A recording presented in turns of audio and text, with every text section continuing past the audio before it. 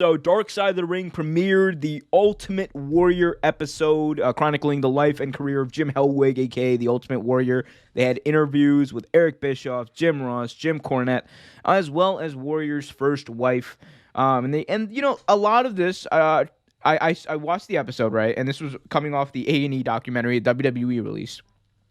I watched this documentary, and a lot of it was the story that I think we all already knew, because it just chronicled, okay, WrestleMania 6, or sorry, it chronicled, okay, he comes into the business, okay, he tags with Steve Borden's thing, he becomes a Dingo Warrior, comes to WWE, wins the match at WrestleMania 6, wins the title, goes away, has heat with The Office, and then he comes back at WrestleMania 30 in the Hall of Fame, and then he passes away.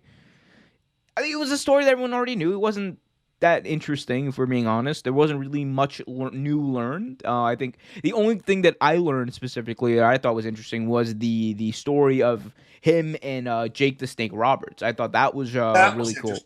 So for those who might not have caught that, so Jake Roberts was apparently, he was telling the story that he was getting a title match with Warrior, and it just happened to coincide with the time where Warrior was fired for, you know, holding up WWE for money and breaching his contract and whatnot. And Jake Roberts was pissed at Warrior about that. And he held that grudge. He said he wanted to kill him. He said he wanted to kill the Warrior. And they eventually, at WrestleMania 30 in the Hall of Fame, Jake Roberts also went in the Hall of Fame on the same night as Warrior, ironically. So he was there. And Warrior came up to him and apologized for his actions and apologized for whatever he may have done. So Jake ended up, like, you know, just getting that monkey off his back, getting, you know, the tension off his back, and burying the hatchet right before he died, which I thought was pretty cool. So that was a cool tidbit. They also covered the, you know, the racism and the homophobia and his, you know, his alt-right views and whatnot, which I'm never going to condone, right? But at the same time, that's who he was. And we already knew that. So what did you think about this, Trevor? Again, it was most things that I knew actually, and which he's one of the many wrestlers that broke my heart. That once I found out some things about him, when I was a kid, I liked Ultimate Warrior. I mean, he was this big. He was like Jim Cornette said it best. He was a real life cartoon character. That is exactly what he was. He ran to the ring, shook the ropes, like he had all this high energy. Could he wrestle? Absolutely not. He couldn't wrestle his way out of a paper bag with a hole in it. He couldn't.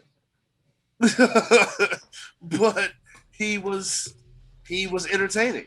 He was super entertaining. Like the Ultimate Warrior was super entertaining. He was also entertaining because he was a nutcase.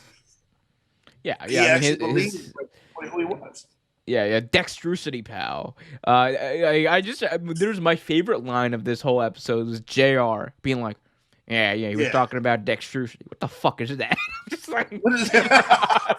I'm like, Jim Ross, you're a king. You are a king. So what made me laugh mostly was, so again, like I said, I was a fan of Ultimate Warrior. I had the Ultimate Warrior comic book, right? I'm reading it. So you're the one guy who bought that copy. Actually, the funny thing was, believe it or not, so I also was a member. I had a subscription to the WWE magazine, WWF magazine. They sent a copy of that comic with the magazine. Oh my god! Oh my god! That's not even a lie. They because it was back when he came back for WrestleMania. It was fought Triple H, so it was a whole issue about him, and then they put that in with the issue. Yeah, you know why they did that, right? Part of the deal of him coming back in '96 was for WWE had to buy like 1 million copies of his comic book that he was trying to sell. That's right. Yeah. And they did, and they couldn't give it away. They had to trick you to give it to you. Bought it. Like that's crazy. That is crazy, man. But yeah. So I JR remember reading it last. What these words were. So I was like, Mom, I've never heard this word. What is this? Dexterity, you gotta take the rocket fuel and go to the heavens, and then you gotta beat the living hell out of the monocle, and then the monocle looks at you and he says, "Oracles forever." So I'm impressed for two reasons.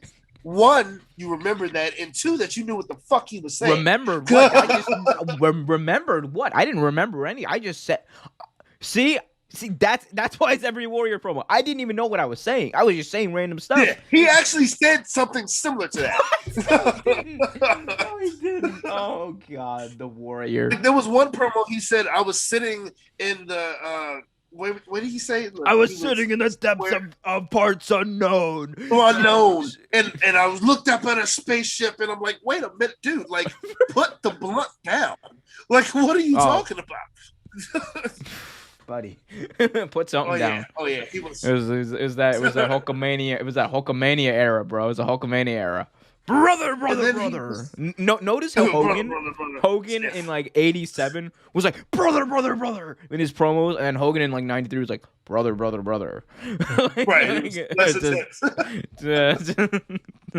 Oh my God. And plus, he didn't even care about his fellow wrestler, dude. He literally real life hurt Triple H. Triple H in that match went back and wanted to beat the holy crap out of him. Yeah, I mean, the thing is about Warrior, it was someone who didn't care for the business, and I think that's what we got clear. We also got, I think, to hear a very interesting side that we hadn't heard from Ultimate Warrior's ex-wife. She mentioned how she met Warrior. She chronicled how, they got to be together and how they eventually ended things, and they were friends up until the end, which I thought was pretty cool. So again, and I mean, he kind of felt clarity at the end too. You could tell. Yeah, but his death was really, really, really. Because like I remember that episode that he was on, and I remember saying to my cousin, like, he doesn't look good. He's breathing hard. He's sweating. Really red, sweating. It was like it wasn't like it's one of those things like in the moment you're kind of like, man, he's really blown up, but like you don't really think anything of it. But looking back, you're just like, man, that is like an omen if I've ever seen one. Yeah, Yeah. It was also weird, man. Like just him dying literally the day after he was inducted, and then he got to do that promo on Raw. That was you can't make that stuff up. That is just it's something else, right? That's what Jim Ross. That's exactly what Jim Ross was saying.